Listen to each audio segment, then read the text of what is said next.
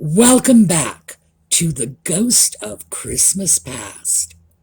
So we have been looking at past Christmas celebrations, and we're looking at them one decade at a time. We are up to the 1960s now. So we started off by observing that Christmas was a small and still largely religious celebration at the turn of the century, and then gradually through the 20s, the 30s, the war years, turned into a more universal holiday, less specifically Christian and more universal.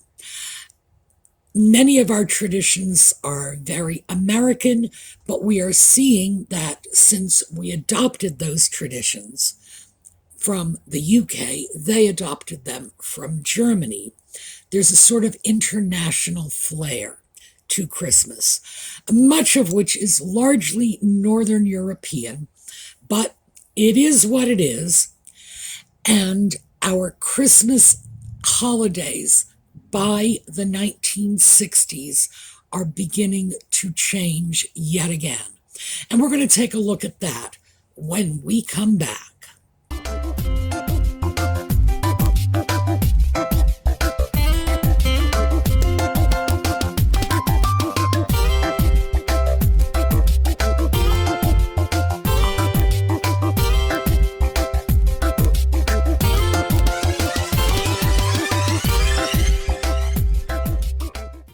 So as usual, we are starting off with community decorations, what people were doing in the downtown streets as the holidays came. This is the Midwest. I think it is Lincoln, Nebraska. I'm not sure. This photo had some very sketchy attributions. Here is another one. I am sure of where this one came from. And of course you are too. If you've got sharp eyes, the double-decker buses will give it away. This is London in the 1960s. What we have here is Philadelphia. It is allegedly the 1960s, but I've got to say, when I look at those cars, I'm seeing probably the 1950s. Again, these particular types of photographs have very sketchy attributions. When I see some that are blatantly out of line, I remove them from the heap. But sometimes it's not all that easy to tell.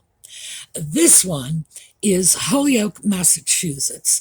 I'm glad to have this one because usually those photographs are taken at night to show off all the lights, whereas this one has been taken in the afternoon to show off the more static decorations on the light poles, on the shops and other buildings. So once again, we have townships going well out of their way to celebrate Christmas. Now I have another photo here. This is not a Christmas photo per se. This photo was taken right after Christmas 1960. And the reason I have included this is this appeared in my local newspaper here in I believe January 1961, and again, not too long ago, they reprinted it. And that building in the red circle is my schoolhouse. So that's the reason it's here. This is what my schoolhouse looked like in Christmas 1960. Of course, it's very much what it looks like today, but I did want to share it because, frankly, I consider myself very fortunate to have a picture, not just of the schoolhouse, but of the houses in the surrounding neighborhood, most of which have not changed very much. So that I'm just sticking in here because it pleases me to do so. So let's take a look at this. moving away from the municipal pictures, we are taking a look at the idealized family in 1960. Yeah, when we looked at pictures like this in the 1930s and the 1940s and the 1950s, we saw families gathered around the fireplace, drinking their cocoa, waiting for Santa Claus. Now what we are seeing is families shopping. In the 1950s, Christmas really had become all about the stuff. And it actually escalated in the 60s. I know, how is that even possible? We were so wrapped up in the stuff in the 1950s, you'd think it just couldn't get worse. Well, it did. And here is why. For those of you with good memories, you'll remember this is the Andy Griffith Show. This is the first season when Eleanor Donahue was on the show. To the best of my knowledge, this is the only Christmas episode they did on that series. What was happening was we now have the impact of television. Now, in 1950, 9% of American homes had televisions. By 1960, that had risen sharply to 87%. The 50s is the decade when television moved into our lives. In the 1960s, it moved from 87% in 1960 to 95% in 1969. So this was the decade of television saturation. Everybody had a TV, and everybody was getting these Christmas messages, not just from the television shows, but from the advertisements as well. This is the point where even if you wanted to get away from Christmas, you just couldn't do it. Here's Elvis Christmas, Bobby V Christmas, for those of you who found Elvis a little hard. And here is John and Jackie Christmas. The fact is that we were beginning to self-identify as a nation with this holiday. I know it sounds strange, but really, this was becoming our holiday. And we were not just accepting the commercialization of Christmas, we were embracing it. We were anticipating it. So we will talk about that a little more as we go on. Let's start with this. This is an ad from a Sears catalog, I think. And it is Sears, by the way. I just think it's a catalog. It might be a newspaper circular. And this is our Christmas tree, our silver tree.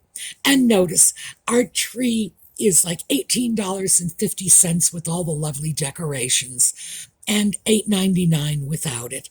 Personally, I'd have bought it without it because the decorations were definitely not worth the extra $10. Sorry about that. The artificial tree had become absolutely ubiquitous. It was hard to find real Christmas trees unless you lived in certain parts of the country. Now, in this period, I was living in New England, and we did have real Christmas trees, but it's because of the part of the country we were living in. If we had lived in Nebraska, for example, I'm sure Christmas trees would have been harder to come by. We are going to take a look at a couple of Florida Christmas trees, but this is how everybody can share in this wonderfully commercial 100% American holiday with your tinsel tree. And as I mentioned, Florida. This is an image from the very early 1960s, either 60 or 61, in Florida. Take a look at that tree. This is something, frankly, I've never seen a tree like this before. And I did spend a number of Christmases, not just in Florida, but in glitzy Miami. And I still didn't see anything like this. This is amazing. I would love to have a Christmas tree like that. That is just beyond kitschy. I don't know if I'd want the peacock over the mantelpiece, though. Yes, people who did not have the evergreen tree available to them were getting into the Christmas spirit, frankly, any way they could. Now, here is another kind of Christmas tree. It's not that silver tree. This is the snow-covered, white, flocked Christmas tree. Same basic principle. This is an artificial tree. As you can see, very little by way of decoration. And that leads me to wonder if perhaps this tree didn't have one of those rotating spotlights like the silver trees often did. Plenty of presents under the tree and a cute fat kitty under there too. This is very 60s. All you have to do is look at this and the decade just jumps out at you. Here is another one. Again, very 60s. I do love that wonderful console television. Again, we are looking at a tree that was almost certainly lit with one of those rotating lights because, of course, it's silver with the plain red balls, and that usually meant the color was coming from somewhere else. This is after the Christmas celebrations because please notice Mom has opened her Christmas presents. So the casserole set and coffee pot are still under the tree. Yeah, Mom was getting cookware for Christmas. Oh my. Now this is a real tree. It seems to be up on a raised level in this living room. Now, in the 60s, we had raised levels everywhere. We had entire houses referred to as split levels. Apparently, we had some aversion to just the floor being the floor. So here is our Christmas tree. Again, note the abundance under the tree. Loads of presents, including a cat sleeping on a present, which is, in fact, what cats do. And this one, another one. This is one of those white flocked Christmas trees. I actually chose this, even though if you'll notice it's only a partial picture. We can't see the top of the tree. But I really liked the way they decorated this. This is not something you see in this period very often. People did not make much of an effort to create an artistically decorated tree, except the people living in this house clearly did. So, yeah, some people were in fact paying attention to how they decked out that tree and actually putting some thought into it and doing it with a little bit of taste and skill. I like that tree. I don't want it, but still, I can appreciate it for what it is. Again, plenty of presents under the tree. No cat, sadly. And here is another of our little silver trees. This is a tabletop tree. Once again, you look at this, you can tell that this is from the 60s. As a matter of fact, that chair on the far left, I have a chair in exactly that same style. It's actually Audie's chair. He's taken it over. He owns that chair. But I have one of those. So, yes, 1960s. This is just wonderful mid-century decor on top of it all.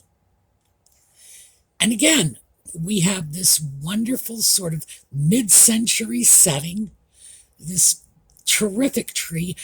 I don't know if that is silver or white. I really cannot tell from this photo. It could be either because the light hit those silver trees in very odd ways. Once again, simple tree. Very little in the way of decoration. A few balls, but you've seen that in the trees. This is how they are decorating. Very monochromatic decoration. The trees and then the ornaments in one single color. Now, this, I don't know about this, and I put it in for a reason because I thought you might like to see it, even though I am not prepared to swear this is a genuine 60s photograph. There are some things about this that make me believe that it is a later photograph, just set up in a retro style. However, I will say the room, in particular, the way these curtains are hung under that valance and well below that valance, leads me to believe this is a genuine 1960s room, but still not sure. Nevertheless, I thought you might really enjoy this because we have some kind of mid-century store display, this thing that's labeled Argus, behind the tree. So it's possible, I suppose, that this is from a store. Not all stores look like a modern, sleek Kmart. So I don't know. Threw it out because I thought you might enjoy it. It's definitely a little different. And here. Now, we just got through looking at the artificial Christmas trees, and here is probably the saddest genuine Christmas tree I have ever seen. This is just so pitiful. It's Christmas trees like this that made people long for those nice, full, fluffy, artificial trees. Oh, they're so perfect. And you don't have to go through this every year. You simply take down your tree, box it up, stick it in the back of the garage, pull it out next year, and you've got the same perfect, fluffy tree. I actually like this sad little tree because I have to tell you, there's no question in my mind that this is a genuine tree decorated by real people. The young lady there, my goodness, look at her. She is just so happy. There is a charm to this that we are starting to see disappear. So I like this. It's that little bit of old-fashioned Christmas stuck in the 60s. And here we go. I do not believe, even though this Christmas tree is green, that this is a real tree in this picture. I believe this is one of the green artificial trees they had and still have today. You can still buy them. But here's Mom and Dad with the Christmas tree. Once again, we have a boatload of presents. Again, the abundance is just jumping out at you. And we couldn't do the decade without this, because this is late 60s Christmas. I am going to guess that dress comes from 1968. That is, frankly, my best guess on dating this. Wonderful, wonderful picture.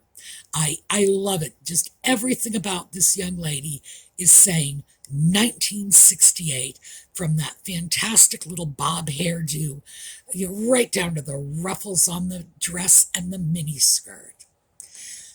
So, what was going on here?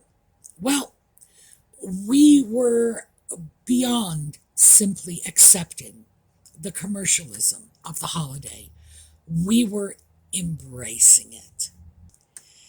And here we go. We have traveled across the world. This is Christmas in the UK. Now, I've said this with every one of the videos I have done about Christmas once we get past 1940. The British were very hard hit in the war. It took them a long, long time to recover. They were still recovering economically right into the mid-1960s.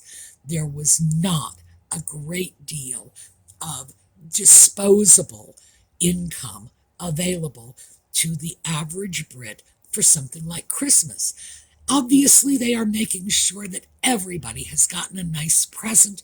Notice the kids are all holding nice big boxes, but the extreme consumer spending we were doing in the US was just not available to them.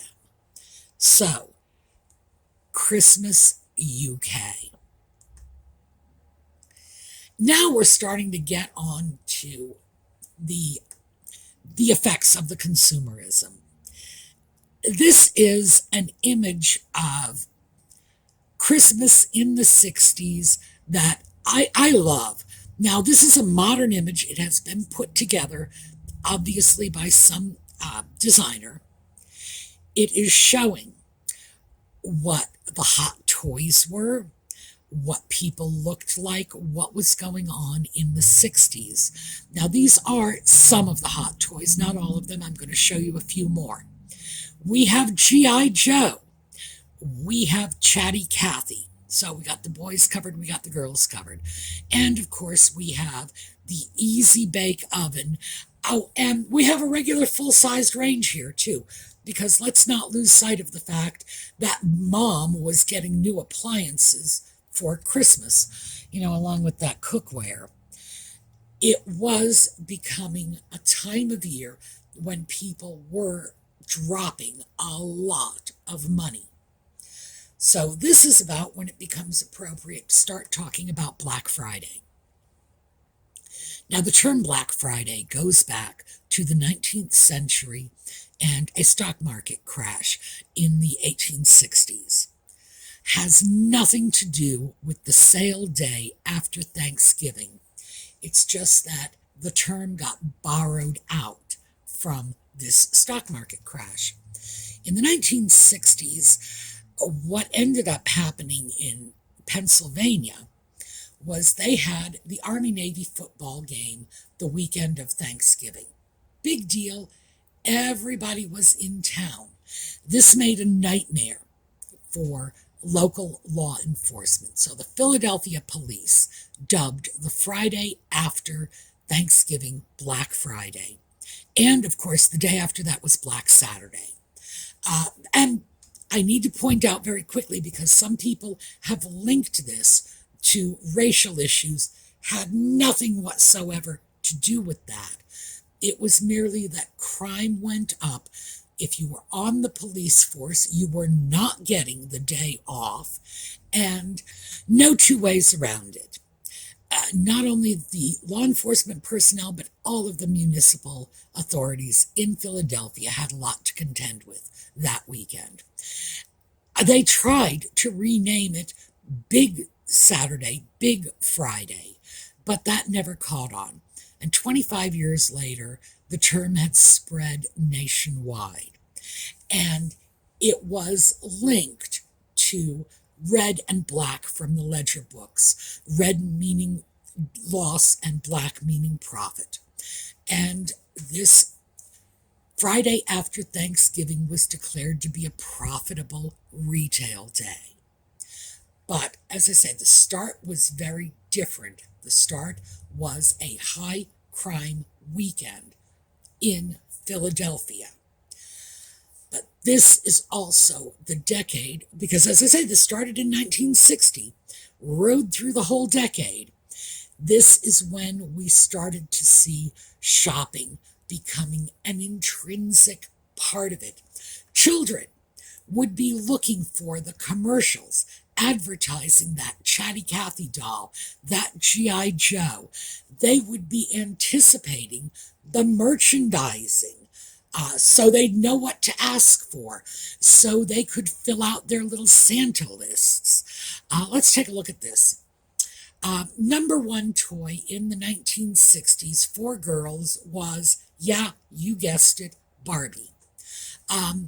On the left, we have the Barbie of the early 60s. That's a bubble cut doll. She's a thin face. She's a number 5. On the right, we have an American Girl Barbie. she's got bent legs. This is the doll that came in the middle of the decade. Both of these dolls are very valuable. If you have them, hang on to them. If you want to know what they're worth, shoot me a note and I'll help you out on that. The fact is, this was the girl's toy in the 60s, going through all of its various iterations. Barbie, Barbie, and more Barbie. For boys, the hot toy was this in the United States, Hot Wheels. On the left, we have Hot Wheels. On the right, we have, and please forgive me, my UK friends, I'm going to do the best I can with this, Scalextrics.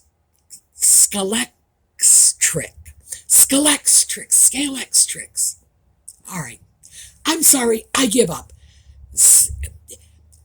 Somewhere between scale and electric with an X in the middle. That was their version of Hot Wheels. Now, whereas we were able to export Barbies into the UK, we were not able to export Hot Wheels for obvious reasons. We have different electrical systems. So, they had their little electric cars, we had ours.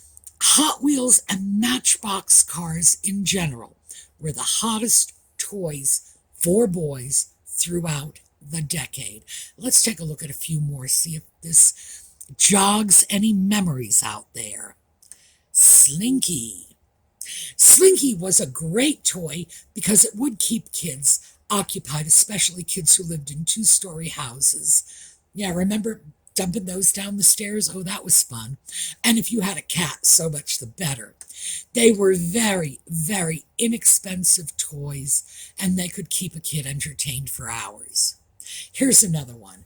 Very, very inexpensive. Keep a kid entertained for hours. However, the problem with Play-Doh was it got stuck on everything, and it hardened like little rocky bits, and you could make a serious mess in the house with Play-Doh. But again, it was a cheap toy. It was under every Christmas tree. Light-Bright. You stuck little plastic pegs, and I'm talking little plastic pegs. Serious choking hazard, but it was the 60s, and frankly, we didn't care if we killed our kids with toys. Little teeny tiny pegs, you would stick them into the little board, and you would make these wonderful little images.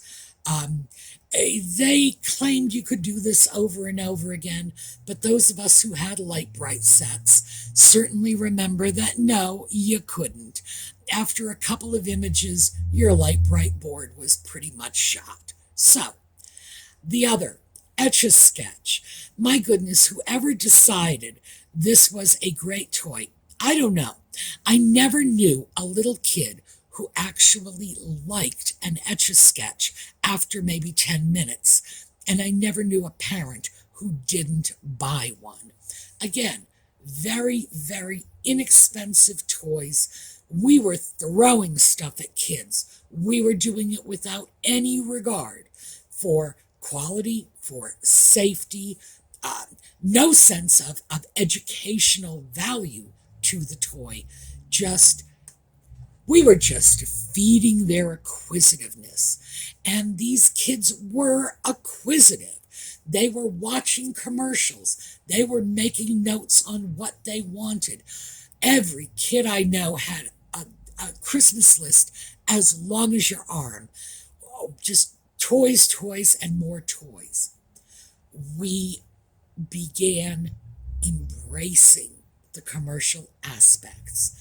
This is when the Advent calendar, which of course started off having religious significance, turned from anticipation of an upcoming religious holiday to how many shopping days left till Christmas. By the way, when I was young in the 60s, the local news, absolutely starting at the 1st of December, would give that rundown, and I don't remember how early in the year they began. I know by the beginning of December, they were saying it with some urgency.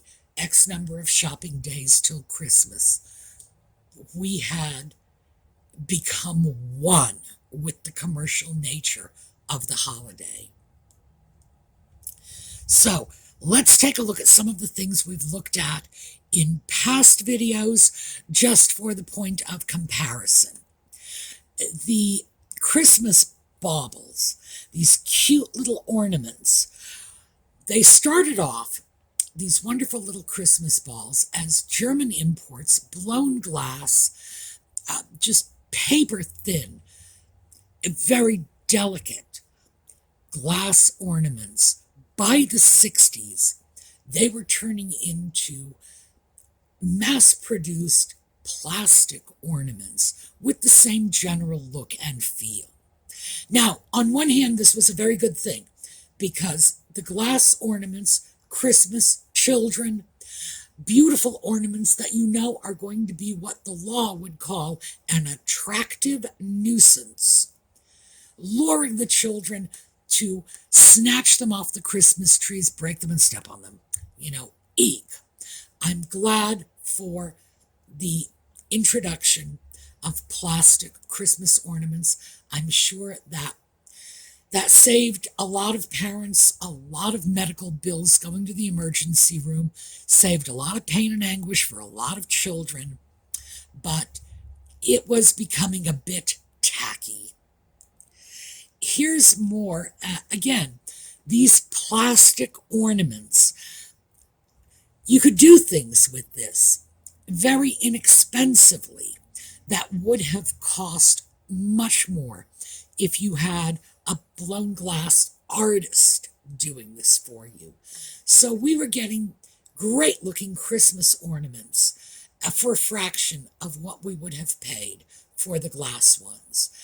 All of these are plastic. All of them are highly decorative.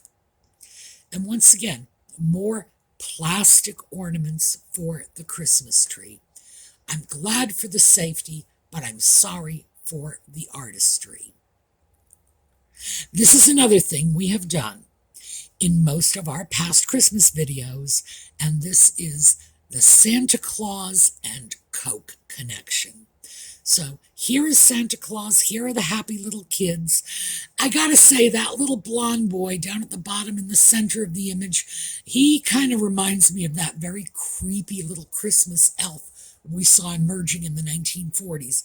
Yeah, makes me nervous. But we have this adorable little dog, and notice he's sitting up begging for Coke. So let's take a look at some Christmas cards, because I've tried to include these too. Notice we've got a 1960s Christmas card here. I wonder if you are eagle-eyed enough to notice what's different about this. In the past, when we have seen images of women on Christmas cards, they have been, well, let's just say surprisingly top-heavy. When we get into the 60s and the Marilyn Monroe, Jane Mansfield body is no longer the height of fashion, we start to see that go away. Fortunately, the Christmas cards start becoming a little more, suitable for all ages, rather than something, you expect to be passed out at a stag party. So I see that as positive. And here is the Christmas card. This is the family Christmas card. In this case, we have individual photos of the entire family. This must have been a very tricky card to put together. This is the Unruh family, by the way. No idea who they are. I simply found their card on the internet. And I wouldn't have remembered it if there hadn't been a deranged psycho killer named Unruh during the same time period. I hope he is in no way related to these people. In fact, I'm sure he isn't. But what we have here is the family images and Christmas cards becoming the vehicle, which obviously Facebook is now, for staying in touch with distant friends and relatives and keeping them up to date, not just on what you are doing, but how you're all looking. Very, very interesting, I think. But going out, I want to show you something. And this is commercialism really gone wrong. This doll is Mitzi. Mitzi is an ideal doll. She is what is called a Barbie clone. When Barbie came out, stormed the market.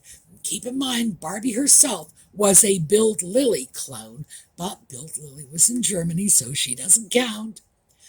Ideal made their own version of a Barbie doll. It was Mitzi.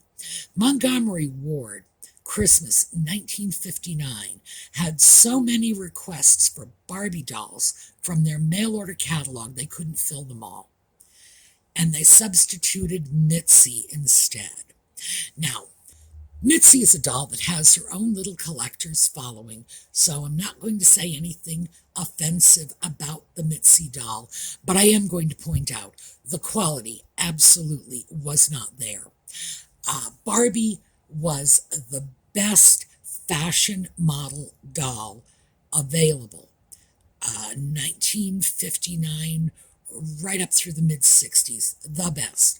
Highest quality, the best materials, the best workmanship.